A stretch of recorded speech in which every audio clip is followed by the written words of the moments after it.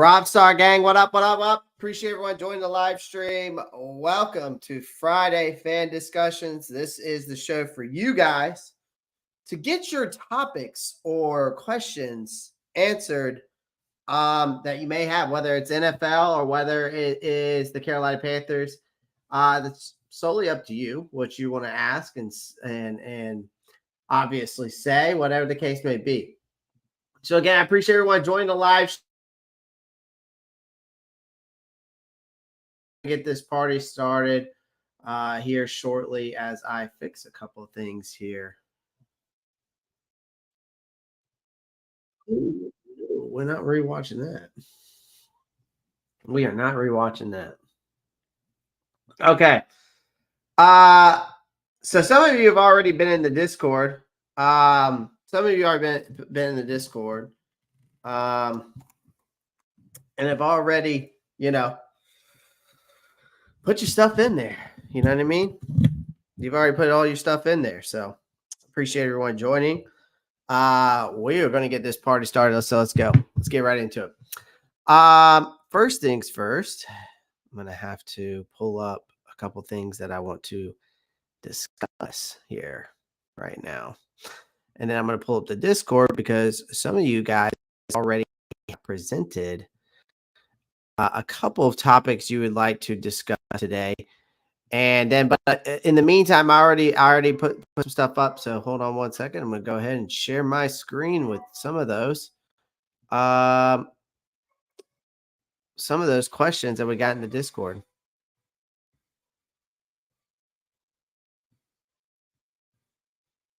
All right. So we got one right here, and then we got some couple over here.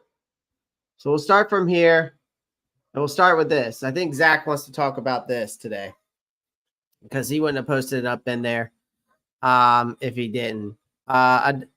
So PFF came out with the top 10 guards list in the NFL. I guess guards list, yeah.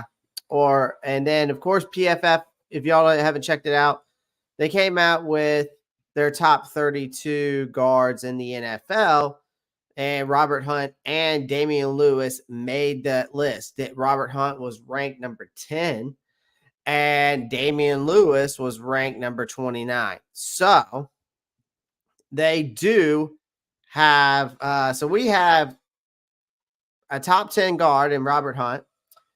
And we've got a number 29 ranked, other guard, as in Damian Lewis. So number 29. Making sure that I have all of my things here. 1, 2, yep. 3, yep. 4, yep. 5. Okay, perfect. I just needed those 5 then. Let's delete this one and let's delete that one. Perfect. Oh my gosh.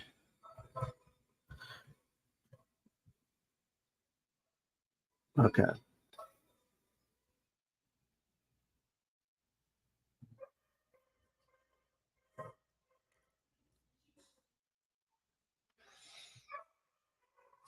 Hold on one second.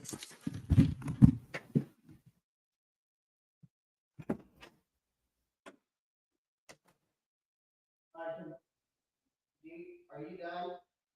Yeah. Okay, thank you.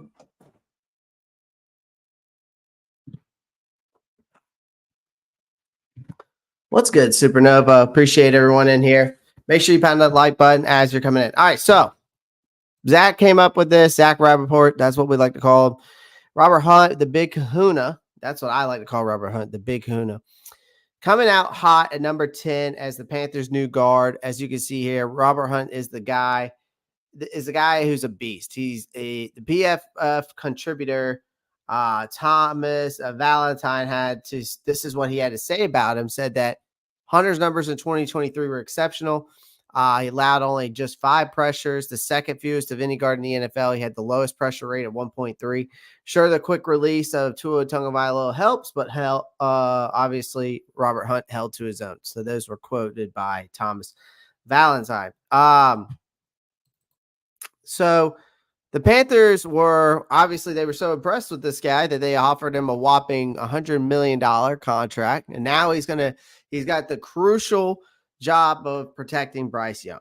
All right, with a 77.1 overall grade in 2023, ranked 6th among all guards. Talk about bringing your own end game.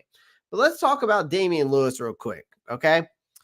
Another thing is that we need to make sure that we mention this guy too, because he got ranked, even though this is the top 10 list. He made out of the 32, I think it was a top 32 guards in the NFL. Damian Lewis made number 29. Okay. Because he's been a consistent starter during his 4 years in Seattle before snagging a 4-year contract, which was a $53 million deal with the Panthers this offseason. And Valentine also had to say this about him, giving him a 59.6 overall grade in 2023 was the second lowest of his career, but he's earned a respectable 68.0 pass blocking grade over the past 2 seasons, and he'll need to be at his best to protect Bryce Young moving forward. So sure, Lewis had a bit of a down year, but with his new contract, a fresh start here in Carolina, I think he's got plenty of reasons to step up his game. I think Lewis is also going to benefit Ike Ekwonu, especially in the pass blocking game. I'm not too worried about Icky in the regards of the run game. It's more the pass blocking. But I think these two guards and PFF coming out and saying this it's set to play a pivotal role in shielding Bryce Young. I think that this offensive line is going to be a lot better this year. I predict around 30. I think they're going to have between 36 and 42 sacks. I think it's going to be better than what it was, but it's not. I mean, you can't prevent every sack. I still think that there's still some room to give on this offensive line, but I think the Panthers are looking to improve their offensive line overall performance. And I think if they allow 36 to 42 sacks, that's not as bad compared to 62, right? And it could be lesser than that. For all we know, it could be more. I think having Hunt, Lewis in the trenches is a huge win. They've got the skills, they've got the contracts. Now their rankings have to prove that they're up to this task. But we got to keep in mind on these guys keep an eye on these guys as the time goes on through the season. I think Hunt and Lewis are going to anchor this offensive line. I think that those are the two guys we're really going to be, unfortunately, having a lot of pressure on. And then, of course, Austin Corbett at filling in that center position, right? Because Bryce Young, we all know, just needs all the protection he can get compared to last year. And I think he's going to get that this year to hopefully shine in that regard, right? But I mean, massive news for these two guys to get ranked as high as they did through PFF, which is great, which is absolutely great. So, yeah, let's move on. Let's move on to the next question. And then I got some topics for you guys I want to discuss. Okay, Conbrad says, when do you think Jonathan Brooks will be the lead running back? And does it seem likely he'll be active at mandatory minicamp?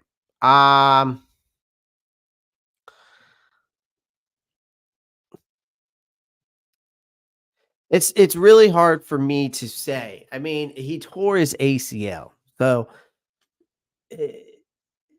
again, it could be he says he'll be ready, right? By training camp. I mean, he's recovering from a gnarly ACL injury. So I mean, this dude definitely has some potential, Conbrad. He's got the size, he's got the skills, he's hungry to prove himself. But plus fresh legs is the question mark there, right? I mean, he didn't rack up a crazy number of carries at Texas, but his numbers were insane. He has some great moves. He knows how to make defenders miss. If I had to predict anything, I don't think he'll be active for mandatory minicamp. I think that he will be ready probably around week 4. I don't see it. I mean, normally ACLs take a whole year, so he might not even be ready to come back until, you know, until November. Sometimes these things, you can't predict these things, especially when it comes to an ACL, comrade.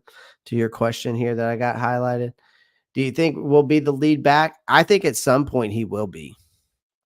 I think it'll be this year? It's hard for me to say because this running back room and wide receiver room is so stacked, and there's so much potential in both of those rooms. But do I think that Jonathan Brooks will be a leading running back for the Carolina Panthers? Maybe not this year, but I could see it happening, transitioning to the next. Um, I think right now, here's the kicker. I think Hubbard's likely to take the lead initially, given the fact of Brooks' knee surgery recovery timeline. I wouldn't count Brooks out yet, but once he's back in the game, I think you can bet he'll make some waves. I think he'll make some waves. I don't think that he's going to immediately just take the starting role, because all in all, we've got a lot of talented backs in here. I mean, Rashad Penny could come out for all we know. It's not just about one guy; it's about the squad really to step up when it counts, to take that pressure off of Bryce. But we know Brooks is a Swiss Army knife. Okay, he's not a one trick pony. He's got the versatility. It's not just about his speed. He's got the power and the elusiveness. He's got the explosiveness. He's got great hands. He does everything he checks off all the boxes when you look at a running back, right? I think that what needs to happen is we need to go back to your question too, comrade. I think we should take a flashback to 2008. I think we should take a flashback to 2008 when the Panthers had like two D'Angelo Williams and Jonathan Stewart, right? I would love to have history repeat itself, right? Because you went out, got Jonathan Brooks in the draft, which at first had a lot of people scratching their heads, but it seems like everybody now has seemed to have calmed that down, right? And I think that when you're talking, when you have that, especially with the chatter about Chuba Hubbard and Miles Sanders holding down the backfield for it, and I can't jump to any conclusions yet, right? Um, but if we remember back in the day, Stewart's impact on the field was major, right? And I hope lightning strikes again twice. And you got Stewart and Williams. That was that dynamic duo, double trouble, right? Who basically put the Panthers on a map to a certain point till really till Cam got that. Cam was there. So I mean, do I think he can take the leading running back role? Most certainly. I think he's got all the potential in the world. Does it seem like he'll be active at mandatory minicamp? It's hard to say. It's hard to say. It is hard to say. Really is. Okay, Jen, I got your question here. Jen says, "What are your three predictions for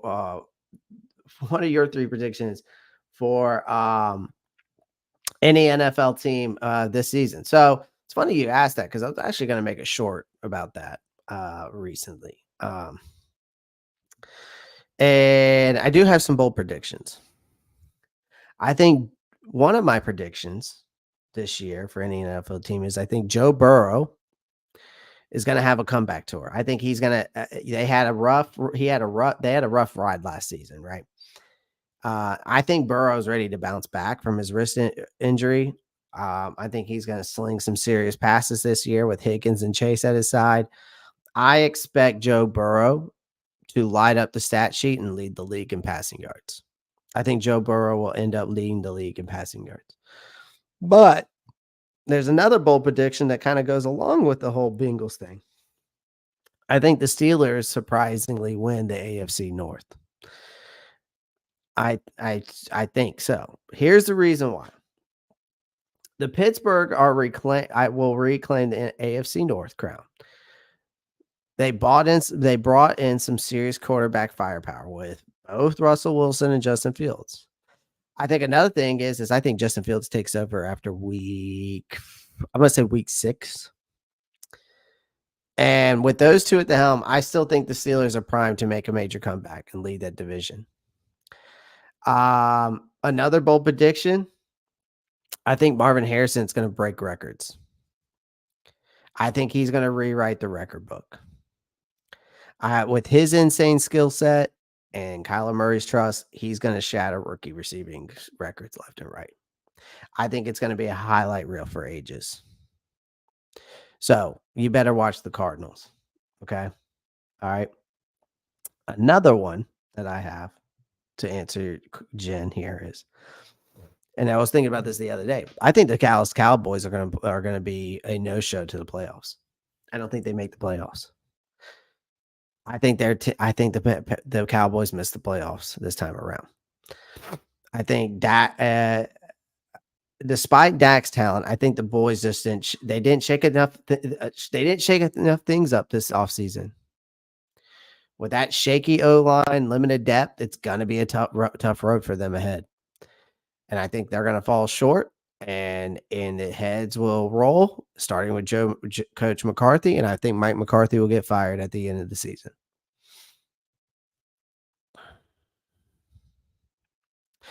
Another thing, I think Aaron Rodgers, this is another thing I've been high on, isn't done yet. I think he's going to come back out with a vengeance. I think he's going to lead the Jets to a Super Bowl. Not going to say they're going to win it. I think he leads them to it because that upgraded roster, that chip on his shoulder, Rodgers is gunning for his 5th MVP and a ticket to the big game. It's a Jets story that no one saw coming. I think the Jets are Aaron Rodgers and the Jets have a redemption towards a super dream scenario, but that's just me. And I think the Lions make the Super Bowl. I think that's another one. I think the Lions are marching all the way to the Super Bowl.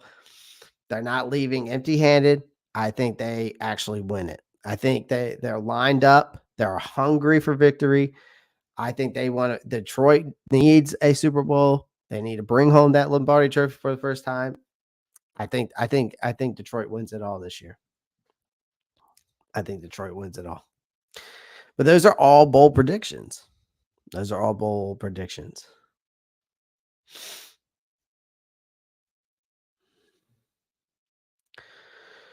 Shockwave 43 comes in and says, do you think the Panthers should trade Marshall and another unproven receiver to Denver for Cortland Sutton?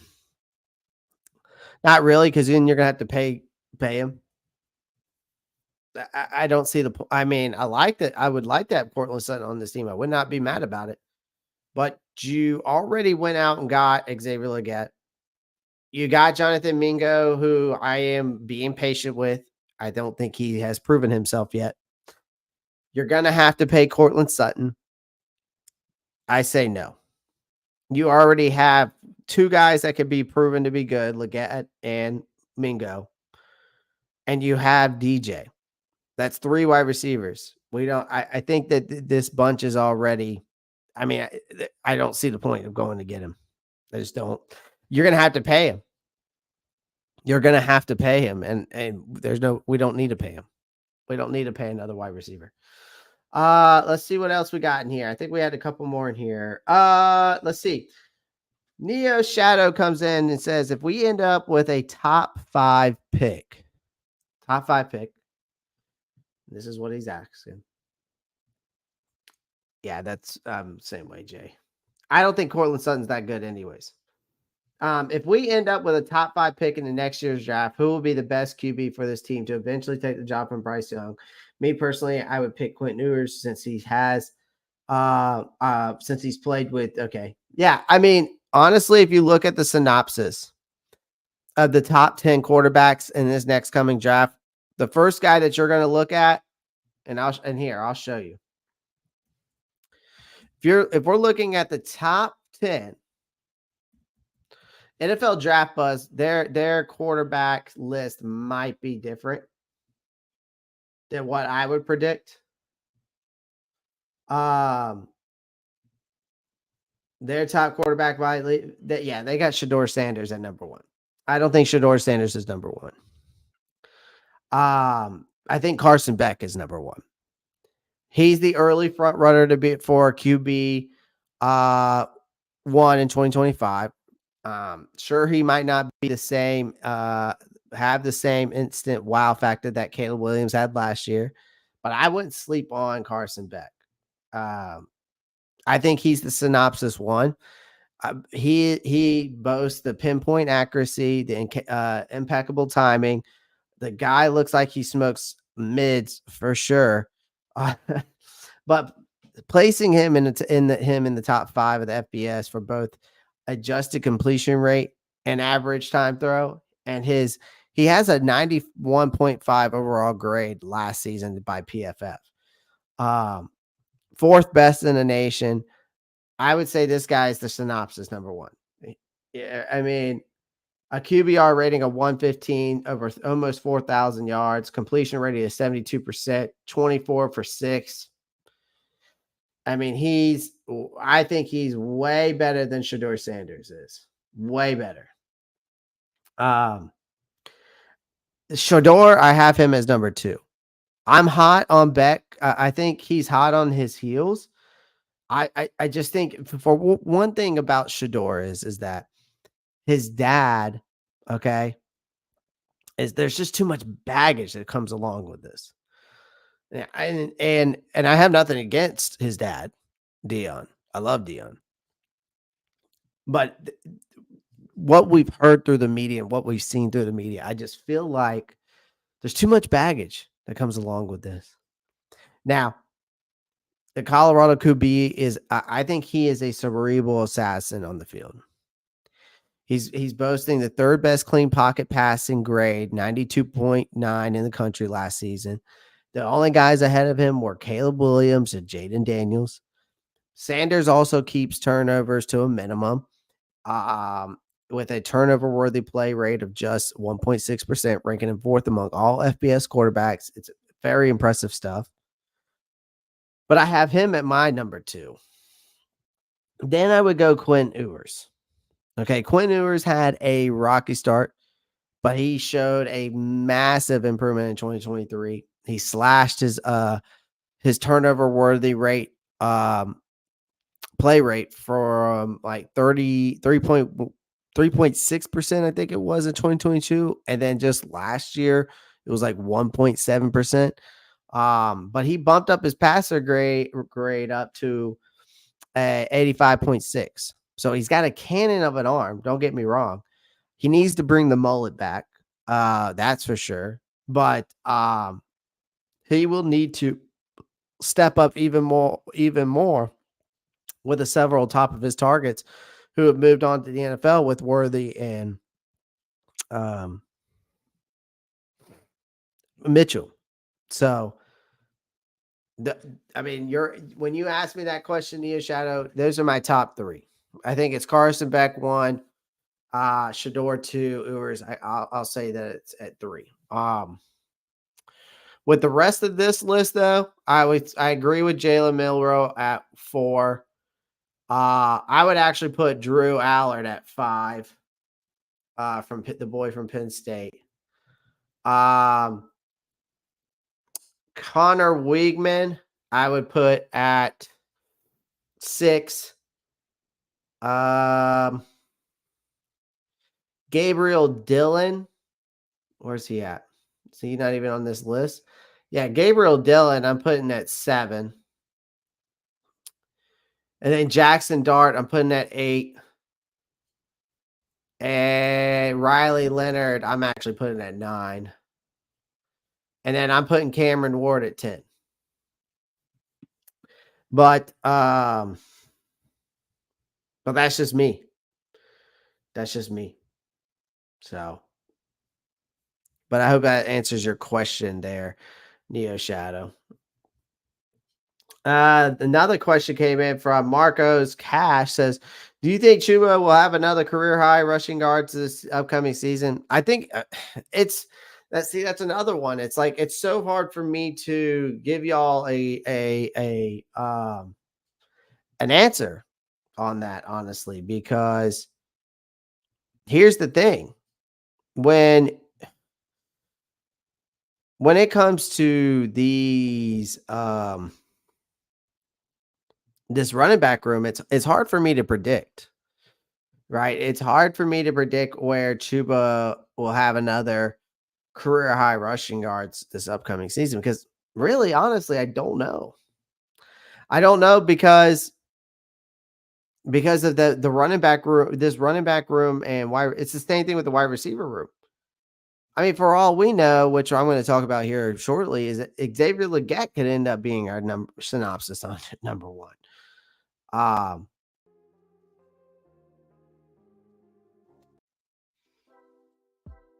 you know, I mean, I don't know. You know what I mean? I can't say that this team, that Chuba's gonna have another career high rushing yards. It's hard for me to say, honestly. I mean, I could see it. I could see it, especially with this new offensive line. I definitely could see it. But that running back room is interesting to me. All right, let's get into some other topics I want to talk about today. Appreciate everyone joining the live stream. Make sure you pound that like button, hit that subscribe button. I got a couple more things I'd like to share with you guys as we go along today.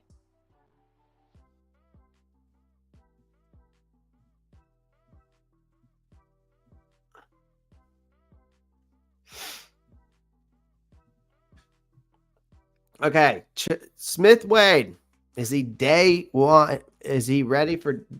Is he ready day one? Is he day? Or I should have put day one ready. Is he ready day one?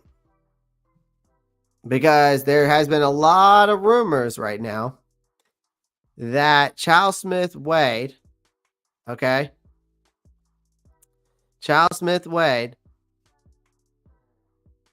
is looking to shine in training camp because the Carolina Panthers are a bit of a pickle, obviously with the cornerback this room, right? I've been saying it that they have been. They traded away Jackson to the Pittsburgh Steelers, but they got Deontay Johnson for that. J.C. Horn, having played just 22 games over his first 3 seasons, the Panthers are thin on dependable options. So for them to fill the gap, the Panthers signed veteran free agent Dane Jackson. They drafted Charles Smith Wade from Washington State. And as it stands now, only Jackson is set to play on the outside. Jonathan Cooley came out and said what he feels that Smith Wade, how he feels about Charles Smith Wade and what we could predict from him. And he came out and said that they haven't played him much outside. They basically have just translate him straight to nickel. But they're going to experiment him outside during training camp. I mean, given his size, here's the thing. Given this kid's size, it seemed to me likely from day one that Smith Wade would slot in as a nickel. So lining him up in press man coverage against big, fast, physical receivers on the outside would be, I think it's asking for trouble. This isn't a knock on his talent. It's just that very few players his size can consistently hold their own in such matchups in the NFL. So the situation is it underscores the Panthers' need for more competition at the outside corner. If anybody if J.C. Horn goes down, you're ended up relying on DiCaprio Bootle and Deshaun Jameson for significant playing time, and that is not ideal in my opinion. Now, you could add a 33-year-old Stephon Gilmore. That doesn't necessarily, to me, doesn't mean anything. He's the reason why is he's 33. You're not getting the 28-year-old, right? 26, 28-year-old Stephon Gilmore. You're getting the 33-year-old who just came off surgery, who also has contemplated retiring already. So Stephon Gilmore, to me, as much as I would love to bring him back to Carolina, and how much love I have for him, it just doesn't make sense to me. Now, Smith-Wade during his last 2 seasons at Washington State had some pretty good stats: 78 tackles, 14 passes defended, 2 interceptions. Training camp, watch Charles Smith-Wade, chance to prove that he can expand his game beyond the nickel role, and the Panthers will be watching closely to see if he can step up and fill that void by by Deontay Jackson's departure. We shall see. Okay, Xavier Legette. This is another topic I want to talk about. Wide receiver 1. Could he end up being the wide receiver 1? Because I think a lot of people are expecting this guy to expecting big things, right? Last year, basically, Bryce Young was pretty much working with just one trusty target, and that was your 33-year-old Adam Thielen. You look now to this season, things are definitely looking up in that area where you bring in Deontay Johnson, you bring in Xavier Legette. Now, could Legette steal wide receiver spot 1 right out the gate? Normally, you would think no way for a rookie, but in this case, it's definitely totally possible. Here's the reason why it's possible. Thielen, bless his heart, man, isn't exactly getting younger. Sorry, Adam, if you ever watch my show. Love you, though. Johnson has had his fair share of drops, confident issues, so why not Legette? Legette doesn't need to be spectacular, right, to become Young's favorite target through the whole season, but he might just be. The kid's got the size, he's got the speed, he's got the athleticism, and an attention to detail that's off the chart. Sure, we've only seen him in OTA so far. He's got the effortless vibe, like he's been doing for this, for years, right? So what can he actually bring to the offense? We all know he'll probably most likely be a versatile receiver in the roster, stretch the field, win those 50-50 balls, carve up defense in the middle, rack up yards after the catch, play just as well in the slot as on the outside. Basically, he's a nightmare for any defense. I don't expect it to happen overnight, but I think it's something that we need to discuss and think about, because Legette might just become that go-to guy for Bryce Young.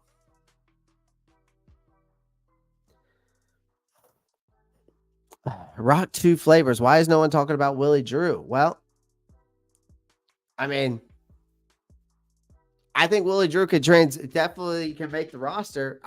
He's one of my favorite undrafted free agents, but unfortunately, Rocky 2 flavors, there isn't nothing out there in the media that is, or even in Panthers media, that is talking about Willie Drew.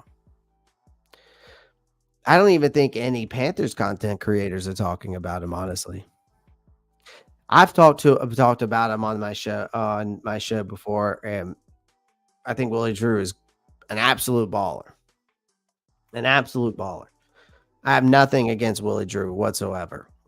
So to your question, why is no one talking about Willie Drew? I don't know. I'd love to hear some more information about him and how he's playing, but we haven't heard nothing. Right? That's the thing that sucks about this offseason and these OTAs and mini camps and these other things. You don't get to hear about some of the players that you would like to hear about, even some of the undrafted free agents. I feel like I haven't heard anything about Jalen Coker except from, I think, the first week of OTAs. But after that fell off. So I don't know. Rocky 2 flavors, I'd love to see what Willie Drew brings to the table. I hope he makes the roster, because I like what I see on tape.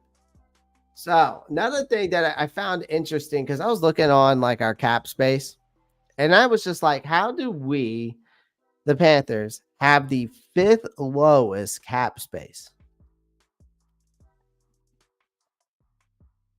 Because right now, the Carolina Panthers we are chilling at the bottom of the cap space pool, ranking 5th lowest in the league. They're spending like they're Super Bowl contenders, and let's be real, they're far from it after last season. Okay. So what gives? Who's eating up the cap space? All right. Who's eating up the cap space? Well, I'm going to show you.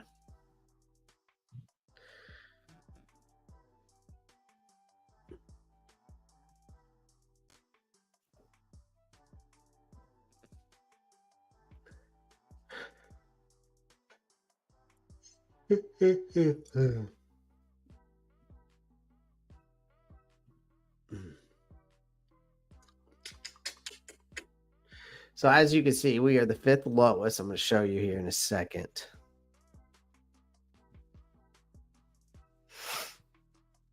All right.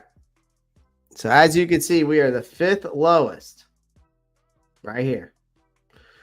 All right. Now we click into it and we look at these contracts. Okay. So who's eating up the cap space? Okay. Okay. Let's go to contracts. There we go. All right. So you look at this contract list. So you see who's up, who's the top paid, down to, here. Okay. You from top to bottom. Okay. All right. Okay. So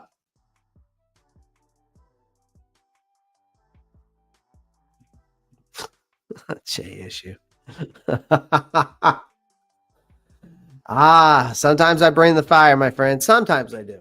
Sometimes I do. Sometimes I think I'm just lazy. Players that are not here anymore. Well, that too.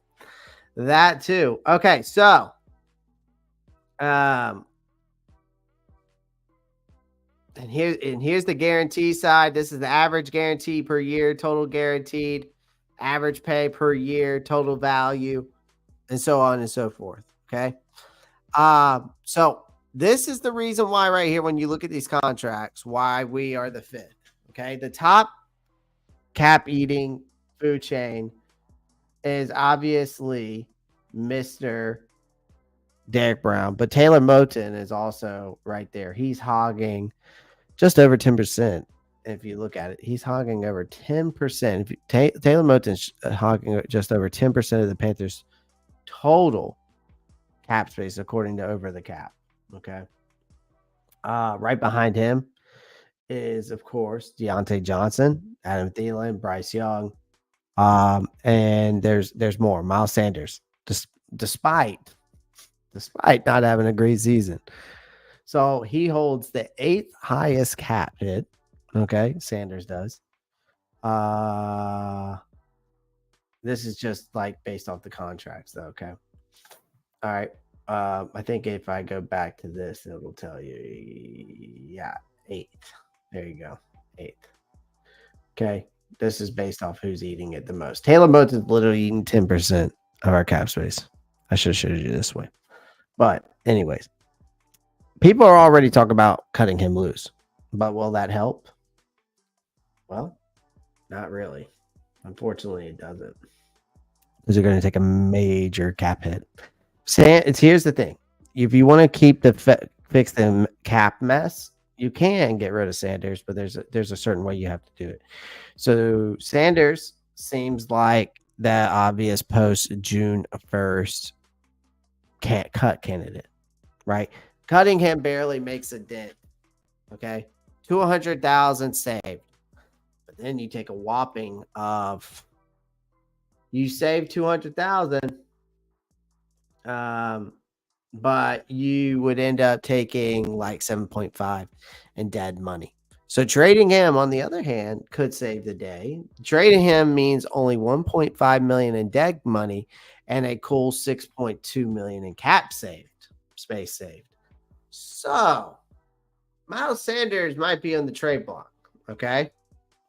All right. Sanders isn't the only option. Taylor Moton's contract has the potential to create some real breathing room. His cap hit in 2024 is nearly $30,000. It's right there. 747. So restructuring him could save the Panthers around $8.1 million, and an extension could free up. If you extend him, you could free up a sweet $13 million. Okay. Now, another thing is on that. The question is do you wait or act now on some of these things? So the Panthers, they could save around $19 million in 2024 by dealing with Sanders. Okay. So trading him after the June 1st designation. And then Moten, of course, what we just talked about, restructuring his contract and then extending it. Okay. So the incentive really is to do it now, so it's low. Most of the exciting free agents are already off the market. The Panthers aren't exactly in the running for a big trade like T. Higgins. So what's the rush? Well, if you wait until 2025, they could still get a significant cap savings. They already are set to have $16 million in cap space for 2025. Moving on from Sanders and extending Moten, that would push that to $35 million, not even counting potential cap increase. So the future for shopping spree does look good. I mean, looking ahead in 2025, you've got guys in the free agency class that could be stacked with potential stars like Stephon Diggs, T. Higgins, Keenan Allen, Chris Godwin, Amari Cooper, unless they get extended. Plus, there's some promising edge rushing in that market. Josh Sweat, Chase Young, DeMarcus Lawrence. The bottom line is right now, when it comes to this cap space here, is that the Panthers are going to be better off biting the cap space bullet in 2024. And then they can focus on developing their current roster. They've done a decent job by bolstering the offensive line, adding new weapons for Bryce Young, resetting the team's vision. If things go well, they'll be ready for that major spending spree between the 25 and 26 season, right? So filling those key gaps and then make a serious push, right? So I wanted to explain that to you guys because I was wondering about our cap space, right?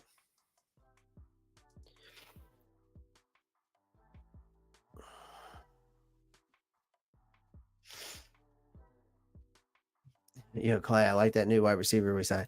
I mean, we'll see what he does, man. I'm not too high on UFL players, man. I'm really not. I'm just not.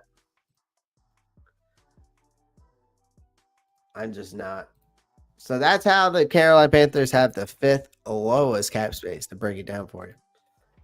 Okay, another thing I want to talk about. Will J.C. Horn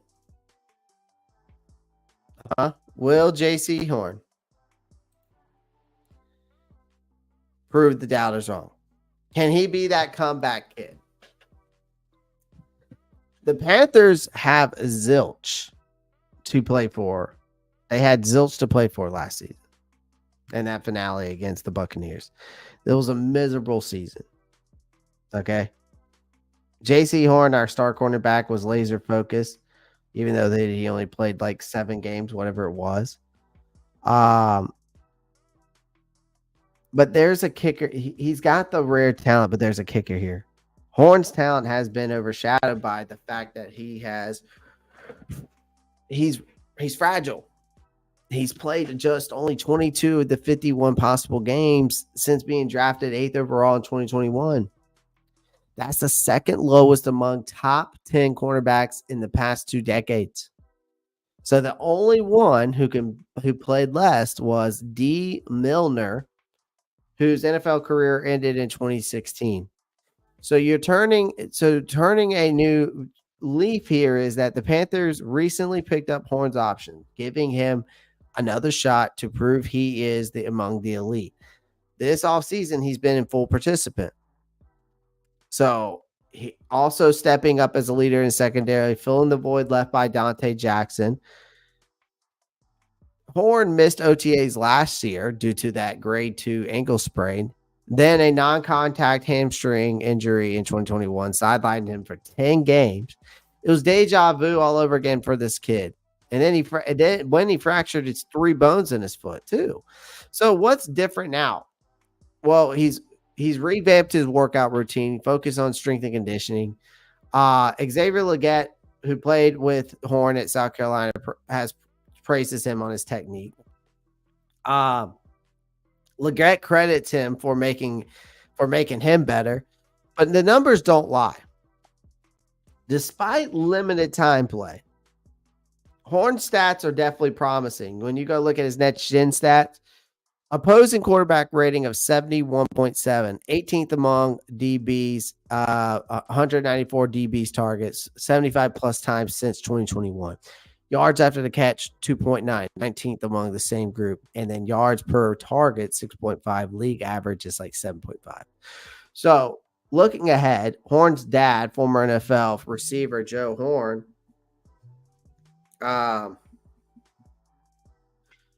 didn't start for 5 years post-college, but went on to become a 4-time Pro Bowler. And then there's Christian McCaffrey. He bounced back from injuries to then go dominate with the 49ers. So the bottom line here is this, is that with a healthy and motivated J.C. Horn, the Panthers could hopefully finally see this kid shine in their defense for once, because we haven't been able to see him shine, right? I'm hoping that this is the guy that I'm hoping to have a breakout year this year. Is J.C. Horn. Guys, make sure you pound that like button, hit that subscribe button. I appreciate everyone joining and being in here. We got 21 people watching. So make sure you pound that like button, hit that subscribe. I would greatly appreciate it. All right.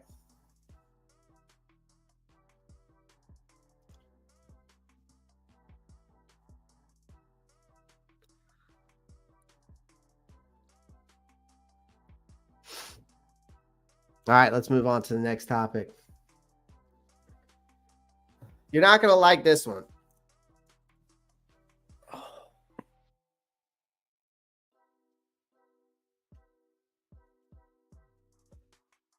You're not going to like this one. Could David Tepper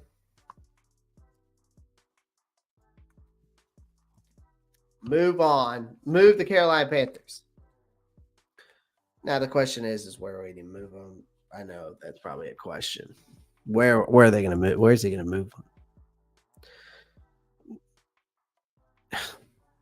So here's the lowdown that from my understanding, okay? I've had people already tell me yesterday I was wrong, but some people just need to go and do their own research for themselves. So here's the lowdown that I have an understanding of. Tepper Sports Entertainment, the proud owner of the Carolina Panthers and the Charlotte FC, he wants a cool $650 million from the city of Charlotte. This is a big chunk of change to spruce up this Bank of America Stadium. Now, if the deal goes through, then the Panthers promise to stick around for at least 15 more years and potentially up to 20. If not, technically, nothing's stopping them from packing up and leaving town right now, which is scary to think about a little bit. I don't think it's going to happen though, but there is that's a big ask, right?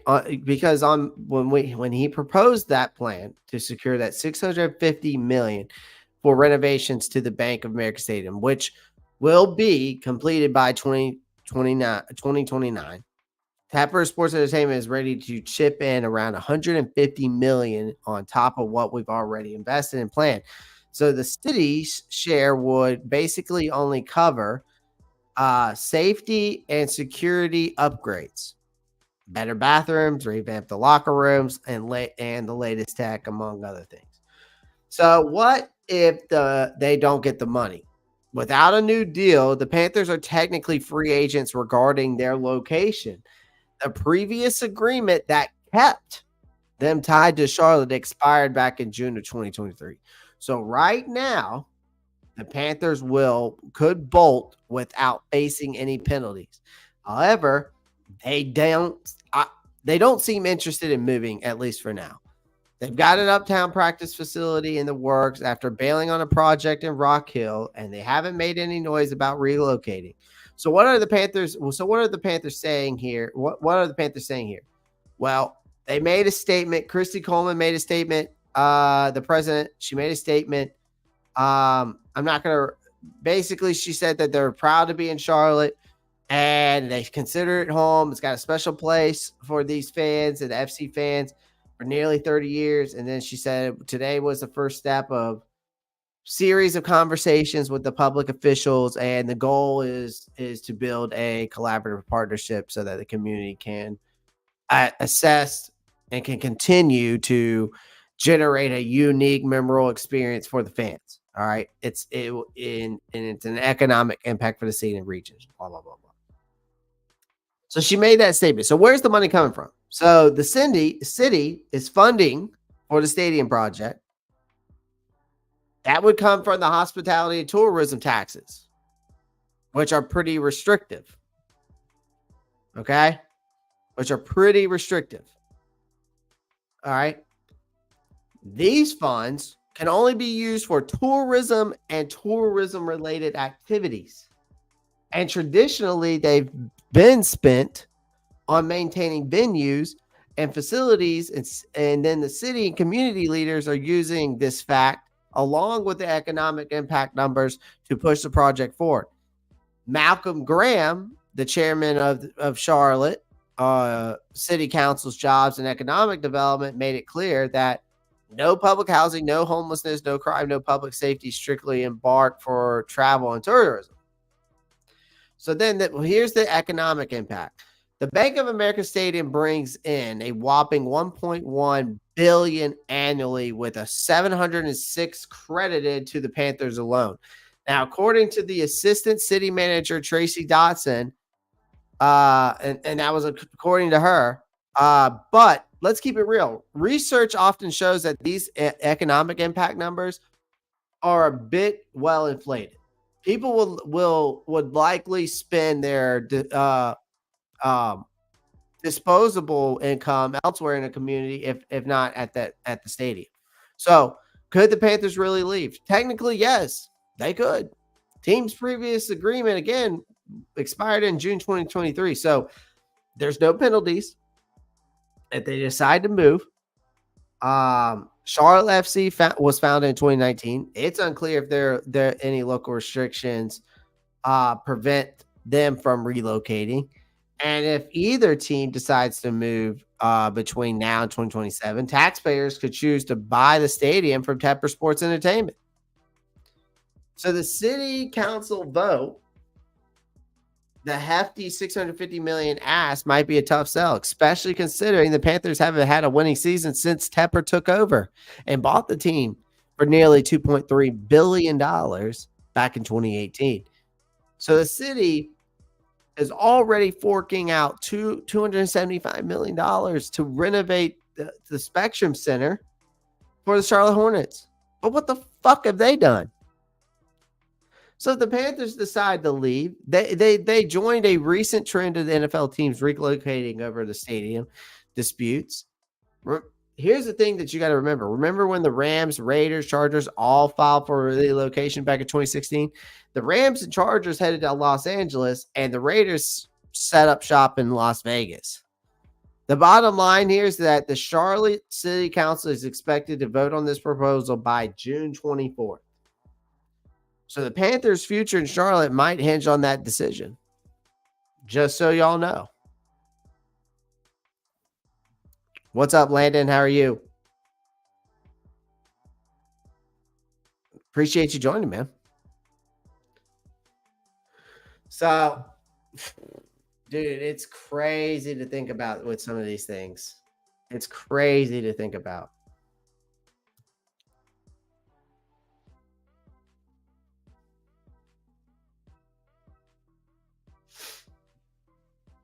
What do we do here, Landon? We talk about NFL and the Carolina Panthers. I'm your host, Clay Ropp, and this is the Roppstar Report. This is my channel.